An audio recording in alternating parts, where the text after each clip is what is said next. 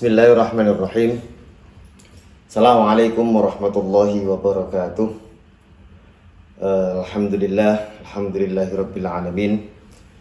Wa bihi nasta'inu ala umuri dunya waddin. Shalatu wassalamu ala asyrafil anbiya wal mursalin sayyidina wa maulana Muhammadin wa ala alihi wa sahbihi ajma'in.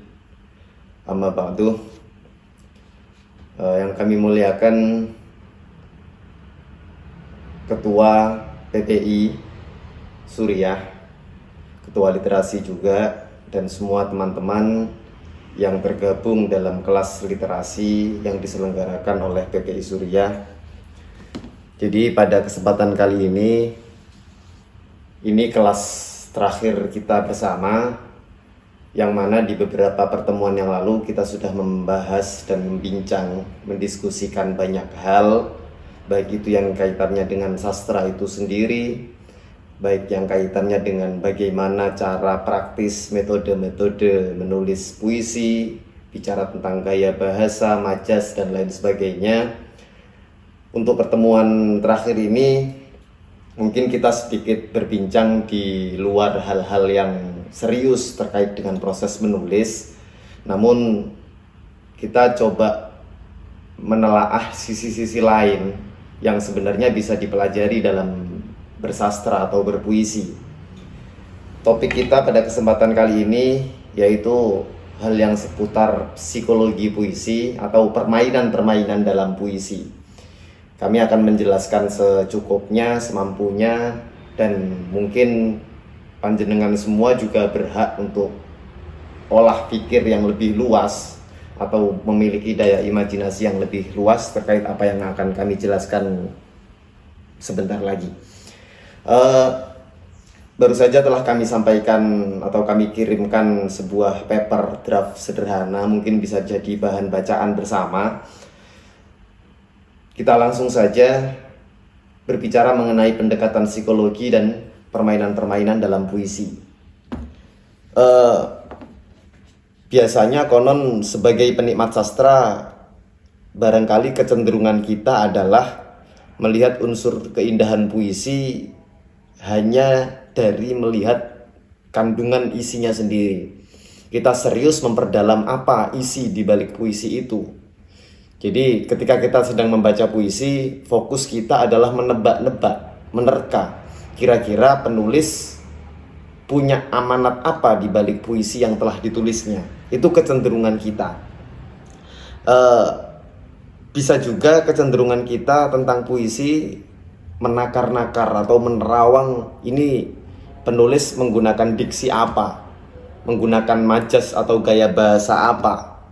Tapi sebenarnya teman-teman, ketika kita tahu karakter-karakter para pegiat literasi khususnya di bidang sastra, di sana ada keilmuan-keilmuan yang sebenarnya lebih dalam lagi menggali tentang sastra itu sendiri.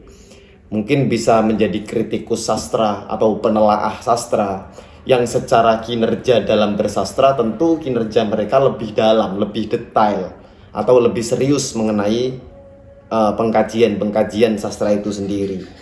Maka jelas tentu pandangan kita sebagai orang awam terhadap satu puisi itu nanti akan menghasilkan hasil yang berbeda dengan apa yang dipandang oleh para penelaah sastra yang lebih serius. Jelas memiliki hasil yang berbeda. Salah satu kecenderungan beliau-beliau, para pakar kita, para pegiat serius di bidang sastra, justru mereka kerap menggunakan satu pendekatan yang namanya pendekatan psikologis.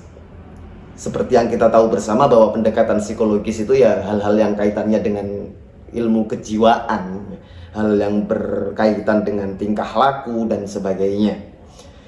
Di situ saya tulis ada satu pendapat dari Endra Swara tahun 2008 yang mengatakan bahwa sastra dan psikologi sebenarnya memiliki hubungan simbiosis yang sangat kuat. Keduanya sama-sama penting untuk digali secara mendalam. Sastra sendiri akan lebih dominan menyibak hal-hal yang berkaitan dengan ilmu-ilmu kebahasaan. Sementara psikologi beda ruang. Dia berperan mengungkap lebih dalam mengenai perwatakan baik perwatakan puisi maupun perwatakan penulis puisi itu sendiri. Nah, puisi sendiri teman-teman sering dianggap sebagai hasil dari aktivitas penyair atau penulis, dikaitkan dengan gejala-gejala psikologis kejiwaan yang sedang diidap sama pelakunya. Maksudnya begini, satu puisi yang telah ditulis oleh seseorang itu biasanya dalam perspektif pembaca sering digunakan untuk alat menebak, oh berarti suasana penulis ketika sedang menulis puisi sedih, ini berarti penulis sedang dalam keadaan galau. Atau kalau puisi-puisi pemberontakan, oh berarti ini puisinya puisi pemberontakan. Tapi boleh jadi ruang tebak kita adalah ini pasti penulis puisi atau si penyair sedang merasakan penyakit kejiwaan yang berupa hal-hal yang kaitannya dengan ketidaksesuaian kondisi dengan batinnya. Akhirnya terjadilah pemberontakan dan sebagainya. Lah, lahirnya puisi ini disinyalir dari gejala penyakit kejiwaan dalam tanda kutip yang diidap oleh penulis puisi yang kemudian diterjemahkan ke dalam bentuk puisinya. Maka ini menjadi ruang yang sangat tipis kita untuk membedakan keterkaitan antara puisi dengan penulis puisi itu sendiri dalam pendekatan ilmu psikologi. Setiap manusia memiliki kepribadian yang berbeda-beda yang mengacu pada karakteristik perilaku dan pola pikirnya. Maka sastra dan puisi di sini menjadi alternatif jalan yang dirasa tepat untuk mewakili kenampakan penyakit tersebut melalui media yang disebut bahasa. Teman-teman, kita jarang memahami bahwasanya sebenarnya kita ini mengetahui banyak hal. Kita pernah mendengar banyak hal di dalam kehidupan kita. Kita mengetahui banyak hal yang itu sebenarnya telah terekam melalui telinga kita yang masuk pada alam pikiran kita. Tapi ternyata tidak semua apa yang kita tangkap sebagai informasi itu dapat kita pahami dengan baik. Makanya dalam materi-materi kuliah kadang dosen itu menjelaskan, kita dengar ini, kita tangkap informasinya. Tapi tidak seluruhnya ketika 1,5 jam misalkan dosen itu menerangkan, kita paham isinya semuanya gitu. Artinya ruang pemahaman kita itu sebenarnya lebih sempit, lebih sedikit daripada apa yang kita dengar atau apa yang kita tangkap sebagai informasi. Di sini akan meruncing lagi, mengerucut lagi dengan apa yang kita pahami, ternyata tidak semuanya itu mampu kita bicarakan. Makanya kadang berbicara kita tidak lebih banyak daripada apa yang kita pahami. Kita bisa berbicara itu lebih sedikit daripada apa yang kita pahami. Sebenarnya yang saya pahami ini banyak loh. Tapi kenapa nggak semua yang terpahami ini bisa diucapkan, bisa kita bahasakan dengan baik gitu. Ini pasti mengalami penyempitan lagi dari yang semula kita tangkap sebagai informasi, kemudian menyempit menjadi ruang yang dapat kita pahami, menyempit lagi dari yang dipahami itu lebih kecil lagi yang bisa kita ucapkan, dan akan puncaknya lebih kecil lagi bisa kita tulis. Jadi ternyata tidak semua apa yang mampu kita pahami dan kita ucapkan itu mampu kita tulis dengan baik. Disinilah pentingnya konsistensi menulis. Kita sering tentu merasakan, saya sebenarnya bisa ini bicara tentang banyak hal, tapi ternyata ketika ditulis kok begini jadinya ya. Nah itu sebenarnya gradasi dari alam informasi, alam ruang kita menangkap informasi sampai ke dalam bahasa tulisan, itu pasti mengalami ruang-ruang kecil yang semakin lama pasti semakin sedikit. Puisi sendiri adalah jalan yang dirasa paling tepat yang mewakili dari segenap apa yang kita tangkap, kita pahami, kita bahasakan, dan kita tulis. Nah, puisi ini menjadi alternatif membahasakan roh-roh psikologis seseorang. atau ruh-ruh psikologis kita sendiri ke dalam bahasa yang disebut dengan puisi. Karena seperti yang saya katakan di awal, puisi sendiri adalah pengumpulan instrumen dari perasaan, dari pikiran, dari apapun keilmuan-keilmuan dan pengetahuan yang hanya diwakili oleh bahasa dan dibalut dengan keindahan-keindahan. Itu yang saya maksud atau kita maksud dengan psikologi dalam puisi. Tentu semakin luas daya imajinatif dan pola pikir seseorang, tentu akan membedakan karakteristik puisinya. Kita taruh misal ada dua orang sedang mengalami kesedihan yang sama. Sangat mungkin terjadi, taraf kesedihannya, bobot kesedihannya sama, konteks kesedihannya sama. Tapi ketika dua orang ini kita suruh menulis puisi, hasilnya beda. Kadang citra rasanya juga berbeda. Karena citra rasa puisi atau hasil puisi yang dihasilkan penulis itu dipengaruhi oleh psikologis dirinya masing-masing. Semakin kita sering berpikir, semakin kita sering menyalakan intuisi-intuisi batin, semakin pula lahir puisi-puisi yang memiliki karakteristik tersendiri yang ditunjang dari ilmu psikologisnya. Itu hal-hal yang berkaitan dengan kedekatan, simbiosis antara puisi dengan psikologi itu sendiri. Kemudian teman-teman, puisi sendiri khas dengan perilaku-perilaku yang merepresentasikan pola-pola sosial psikologis dalam perwatakannya. Beberapa saat tadi kita membincang tentang hubungan dekat antara puisi dan psikologis. Artinya masih ada jarak antara puisi dan psikologi itu sendiri. Tapi kali ini kita akan membincang ketika psikologi sendiri ini masuk ke dalam puisi. Berarti nama istilah psikologi puisi ini sebenarnya yang sedang tersifati psikologisnya itu puisinya, bukan penulisnya. Nah, artinya apa? Ada fase-fase atau ada sub-sub bidang atau jenis, kita katakan jenis psikologi puisi yang kerap kita tidak sadar kadang sebagai pembaca. Oh, kita sedang digiring ini opini dengan psikologis puisi ini sendiri. Kita sebagai pembaca kadang tidak menyadari itu. Itulah yang menyebabkan perbedaan perspektif hasil penilaian makna. Kita taruh contoh satu di situ, perilaku toleran. Perilaku puisi dapat mencerminkan sikap toleran yang dilakukan oleh penulis, seperti menghargai perbedaan, menerima perbedaan pendapat, dan lain-lain. Kadang sikap toleran, tasamuh ya. Tasamuh itu sikap bijaksana yang gampang-gampang sulit.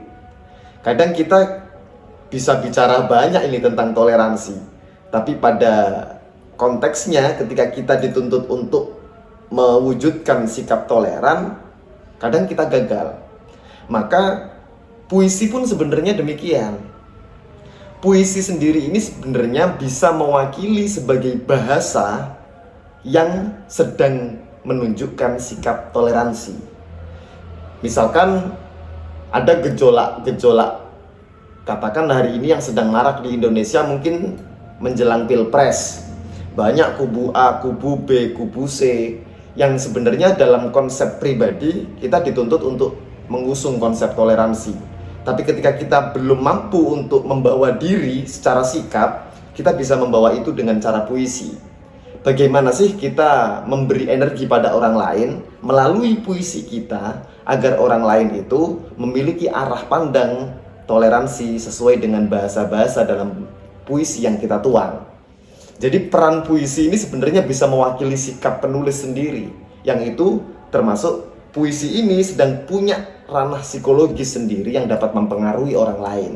Di sini kekuatan puisi, teman-teman. Yang kedua, perilaku empati. Empati cenderung pada belas kasih atau ya halal bijaksana lah, bijak bestari. Misalkan perang antara Palestina dan Israel, tentu di beberapa kelompok Muslim misalkan di situ mereka punya rasa empati yang tinggi. saya ini gimana, saya nggak memungkinkan ini untuk bisa berangkat ke Palestina atau berangkat ke perang mana kayaknya. Tapi kepedulian kita tinggi. Bagaimana saya cara menunjukkan empati itu bisa dalam puisi. Puisi itu pada akhirnya membawa sebuah ajakan untuk berempati terhadap satu keadaan tertentu yang diinginkan penulisnya. Bukan penulisnya ini yang mengajak empati, tapi puisinya. Artinya dalam puisi punya psikologis empati di situ. Nah, tentunya berhubungan dengan ranah psikologisnya, nggak mungkin seorang penulis bisa menulis puisi dengan nuansa empati tanpa penulisnya sendiri punya rasa empati. Itu mustahil. Itu ruang dekat yang mungkin jarang. Itu hubungannya juga dengan kejujuran. Ya, seperti yang saya katakan di pertemuan awal, bahwa kejujuran dalam puisi itu menjadi hal yang nomor wahid itu. Yang ketiga, perilaku kesesuaian masyarakat.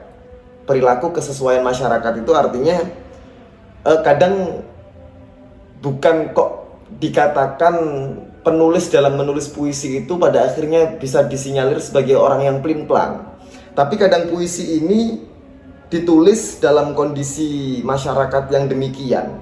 Katakan ketika kita ada di Jawa dengan segenap tradisinya, sukunya, budayanya, puisi itu pun harus disesuaikan dengan kondisi masyarakat yang sedang ditulisnya. Itu yang menangkap pada akhirnya adalah pembaca. Misalkan ada bahasa-bahasa Sungai Nil yang begitu bisa didramatisir. Beda ketika misalkan ada seseorang yang sedang tinggal di Mesir dengan saya pribadi yang tinggal di Indonesia.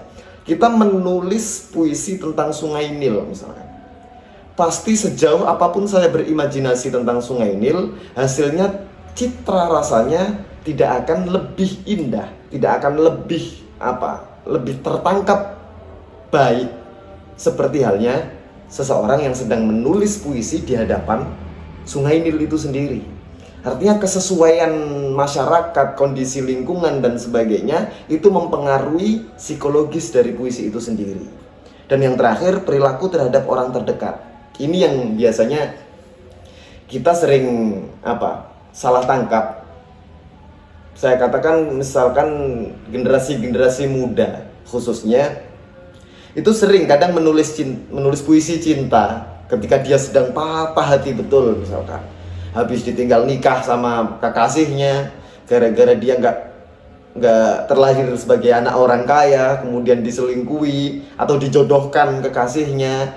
Itu menimbulkan patah hati yang parah. Dan ketika dia menulis puisi, sebenarnya puisi itu ditujukan kepada orang terdekat, ya kekasihnya yang meninggalkan dia untuk ke jenjang pernikahan dengan orang lain gitu. Tapi kadang ketika ditangkap pembaca, seolah-olah ini kepada siapa ya puisi ini ditulis? Oh, jangan-jangan kadang dipukul rata ini untuk seluruh kekasih yang ada di dunia. Kadang juga tidak. Maka puisi-puisinya Qais Laila Majnun, itu kan puisi-puisinya sebenarnya ditujukan untuk Laila, orang terdekatnya dia. Tapi kadang orang yang nggak tahu kalau ini adalah puisinya Qais, ya, kadang ini berlaku untuk seluruh kekasih. Nah, kadang semakin implisit, semakin dalam dan semakin fokus puisi itu ditulis, sebenarnya juga mengantar puisi itu pada ruang-ruang psikologis yang akan membawa pada citraan puisi itu sendiri. Ini hubungan dekat antara puisi dengan pendekatan psikologis yang sebenarnya teman-teman, ini juga pembahasan-pembahasan yang mungkin agak membingungkan.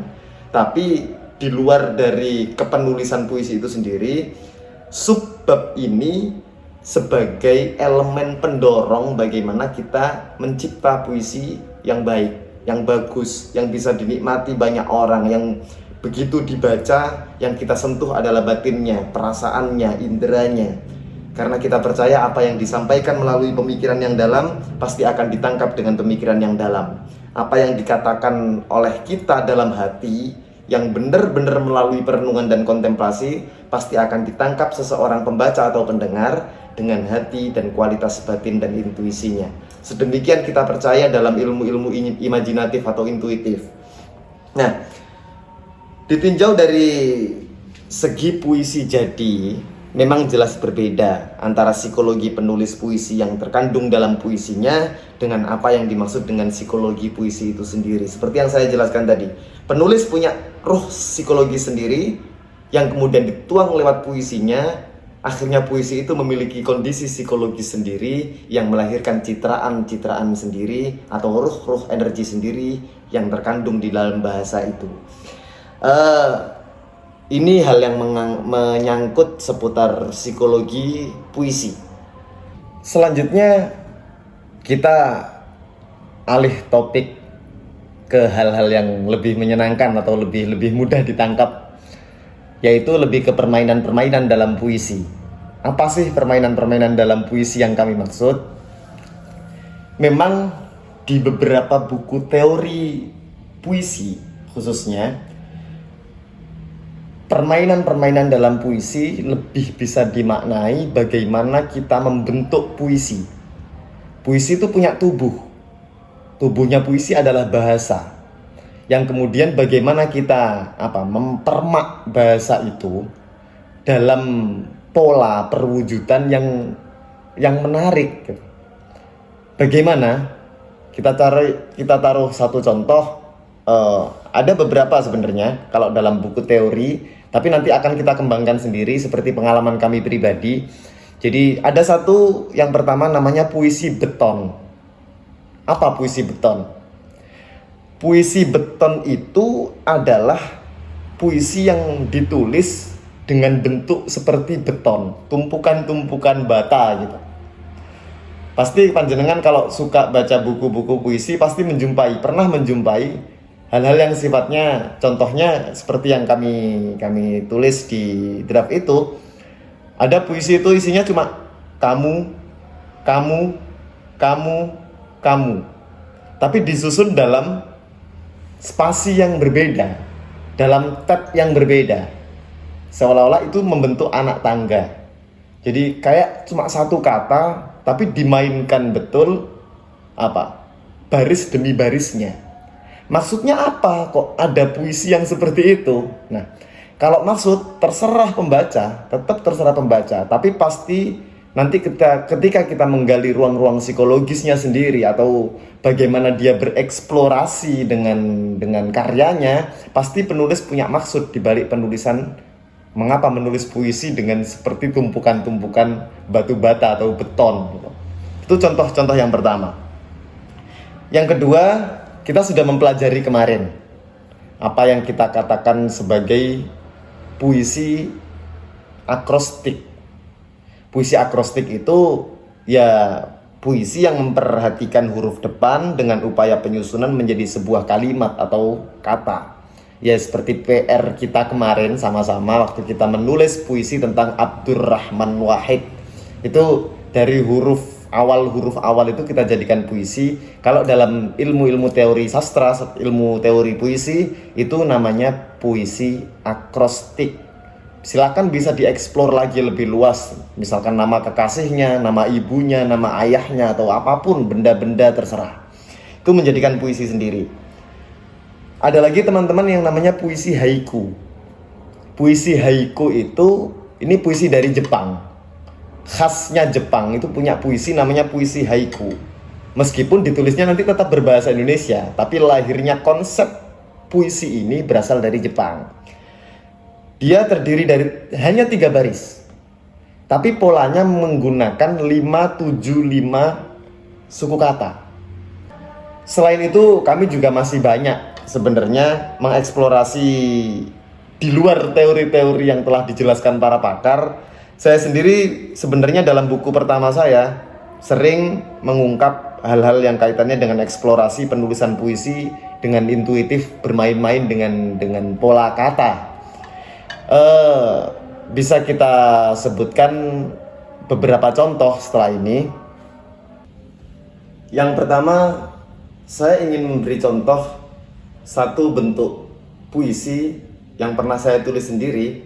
Jadi setelah ini saya akan saya sampaikan beberapa contoh puisi yang pernah saya tulis dengan variasi permainan-permainan yang pernah saya ciptakan. Yang entah ini istilahnya puisi apa juga saya nggak tahu, karena memang tidak ada teorinya, hanya bermain dengan ruang-ruang kreativitas saja. Ada puisi pertama saya beri judul Hakadha. Ini puisi bahasa Indonesia yang di dalamnya saya banyak menggunakan majas repetisi, pengulangan. Bicara tentang hidup, bicara tentang mati, bicara tentang logika, bicara tentang puisi, bicara tentang seni, bicara tentang perjuangan, bicara tentang pasrah, bicara tentang nikmat, bicara tentang kopi, bicara seadanya, bicara yang tak mengada-ada, bicara apa adanya. Aku bicara padamu, kamu bicara padaku. Kita saling bicara. Lahirlah kisah, lahirlah romansa, lahirlah tawa, lahirlah cemburu, lahirlah dosa, lahirlah minta maaf, lahirlah ampunan, lahirlah jabat tangan, lahirlah pelukan, lahirlah benci, lahirlah pertikaian, kemudian bicara, tapi tak saling bicara. Kemudian mendengar, tapi tak saling mendengar. Kemudian rindu, tapi malu untuk bertemu. Tiba-tiba, tak ada lawan bicara nyata. Akal tak berkawan, mulut tak bermusuh. Dunia hambar, ke kanan salah, ke kiri tak benar, ke atas ragu, ke bawah malu. Diam di tempat. Satu, nyata, ada cinta. Ini puisi yang saya beri judul Hakadha, yang di dalamnya banyak sekali saya menggunakan repetisi-repetisi atau pengulangan-pengulangan kata atau pembolak-balikan makna yang itu dalam ilmu teori pun sebenarnya ketika dikaji lebih dalam juga belum ada buku-buku teori yang ini termasuk kategori puisi apa juga belum. Bukan seperti tadi, seperti puisi akrostik, puisi haiku itu sudah pakem menjadi satu bagian teori tertentu. Tapi dalam bentuk puisi modern silakan kita mengeksplor daya imajinatif kita, daya kreativitas kita dalam membentuk formula-formula puisi. Kemudian ada lagi satu puisi yang saya beri judul Hikayat. Ini berbeda dengan puisi yang tadi karena lebih pada saya membuat satu potongan-potongan paragraf. Tapi bisa dikatakan ini juga puisi dengan template yang berbeda. Di situ ada saya kasih angka Romawi 1, angka Romawi 2, artinya penggalan-penggalan paragraf, tapi saling nyambung sebenarnya. Jika dirimu pernah mencintai secara tulus, namun yang kau dapati adalah sakit, artinya kau telah keliru memaknai cinta. Sesungguhnya cinta mampu jernih dengan dirinya sendiri. Ketulusanlah yang memiliki berjuta tafsir. Ini paragraf pertama. Kemudian yang kedua, ketika cinta telah tampak, yang terlihat hanya ketidaknyataan. Sikap saling mencintai justru lahir dari pertanyaan-pertanyaan. Paling tidak, semakin cinta dinyatakan, semakin cinta itu tenggelam dari permukaan. Paragraf kedua. Paragraf ketiga, saya tulis, yang mencintaimu boleh jadi telah bercinta dengan jujur pada batasnya, meskipun kau menolaknya. Atau ya, sekali lagi, cinta bukan soal jawaban. Ia hanya butuh ruang yang disebut rindu. Itu paragraf ketiga. Paragraf yang keempat, saya tulis, ibarat aku rindu kepada yang kucinta malam ini, namun ia tidak. Sudi tak sudi harus kutunaikan rindu ini dengan sempurna. Sesempurna iya, kala tidak rindu. Ini paragraf yang keempat. Dan yang terakhir, cinta dan rindu adalah keluarga kecil. Rindu terlahir dari rahim cinta. Maka manusia yang paling egois adalah yang memelihara cinta yang mandul. Ini paragraf puncak. Jadi sengaja saya membuat puisi dengan beberapa part, tapi sebenarnya sebuah ketersambungan. Yang berbeda adalah jenis kepenulisan gitu aja. Saya memberikan formula baru dalam menulis puisi. Dan ketika ditanya, ini istilahnya puisi apa? Saya juga nggak tahu. Karena ini memang kita mencoba untuk bermain-main aja dalam menulis puisi. Yang jelas tetap memiliki amanat atau tetap memiliki pesan yang ingin kita sampaikan. Ada lagi permainan yang pernah saya tulis, dan ini mungkin nyeleneh. Saya pernah menulis puisi dengan judul yang lumayan panjang, tapi isinya cuma satu kata, satu suku kata bahkan. Puisi itu saya beri judul Gelisah antara diam menggenggam literan air mata dengan sejenak sila merapat dahaga menanti temu yang tak tertunggu bersama doa di atas mega. Isi puisinya rindu. Nah, ini juga model-model baru yang pernah menjadi ruang-ruang kreativitas yang pernah saya tulis secara pribadi. Entah juga ini namanya apa, kita bermain-main saja dengan pola-pola baru. Ada lagi, saya berikan contoh, saya pernah juga menulis satu puisi dengan masing-masing baris hanya terdiri dari satu kata, satu suku kata. Puisi itu saya beri judul Takbiran. Malam, sepi, sunyi, merdu, hening, tulus, lugu, lebur, lebar, takbir, dan kamu. Puisi ini juga termasuk puisi yang lahir dari imajinatif kami pribadi, yang mungkin panjenengan pasti berpikir puisi ini pasti tertulis pada saat suasana takbiran, di mana semua saling gemuruh dengan riuh gembira suasananya, tapi dalam akal pikiran kita yang tertuju adalah kamu. Yang terakhir, teman-teman, saya pernah menulis puisi dengan gaya mengutip beberapa nama perempuan yang kemudian setiap nama tersebut kami deskripsikan. Mungkin ini juga sebagai persembahan puisi yang terakhir yang bisa dinikmati bersama-sama sebagai pembelajaran atau di kelas ini. Puisi itu saya beri judul Mimesa. Felicia Renata. Aku sanggup menari dengan bayanganmu meski tak searah. Tapi tolong, hentikan ciumanmu sebelum kau paham bahwa aku adalah lelaki terindah. Priska Auvalia. Lembaran rindumu sudah tak lagi dapat kubaca dengan mata sehatku. Aku butuh sekeping cinta lagi untuk dapat menerjemahkan air mata yang sengaja kau sisakan di kelopak mataku.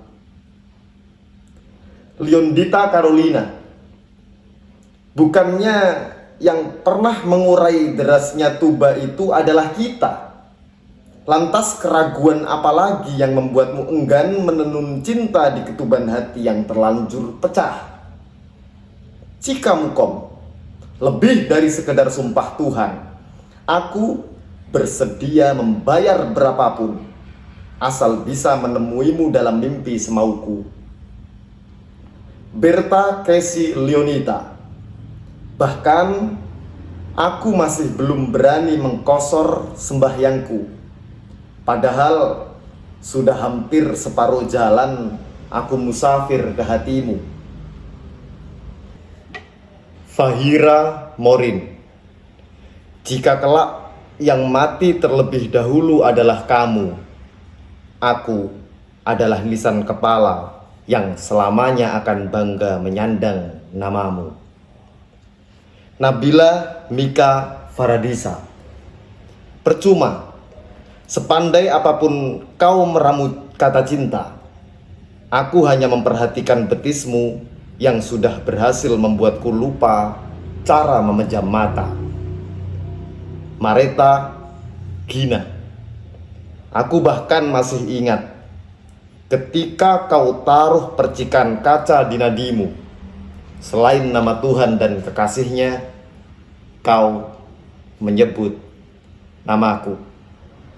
Jadi ini beberapa contoh permainan dalam puisi yang pernah kami buat, dan memang kalau kita cari di buku-buku teori puisi mungkin kita tidak menemukan, karena permainan-permainan dalam menulis puisi tergantung sekreatif apa kita dalam mengelola bahasa dan mengelola tulisan. Jadi ini teman-teman, di pertemuan akhir kita pada kesempatan kelas kali ini, barangkali mulai dari awal mula kita berdiskusi bersama, membincang hal-hal yang mengenai sastra dan puisi secara bersama-sama. Kami mengakui banyak sekali yang belum kita bahas dan kita bincangkan, tapi di satu sisi kami juga mengakui banyak hal-hal yang mungkin belum bisa dapat dipahami dengan baik, tapi ini semampu kami, mudah-mudahan tetap bermanfaat buat semuanya. Tetap istiqomah menulis, tetap mencari ilmu, dan yakin bahwa Allah tidak akan pernah menelantarkan orang-orang yang berilmu. Salam salim. Demikian, wallahul muwaffiq ila aqwamit thoriq. Assalamualaikum warahmatullahi wabarakatuh.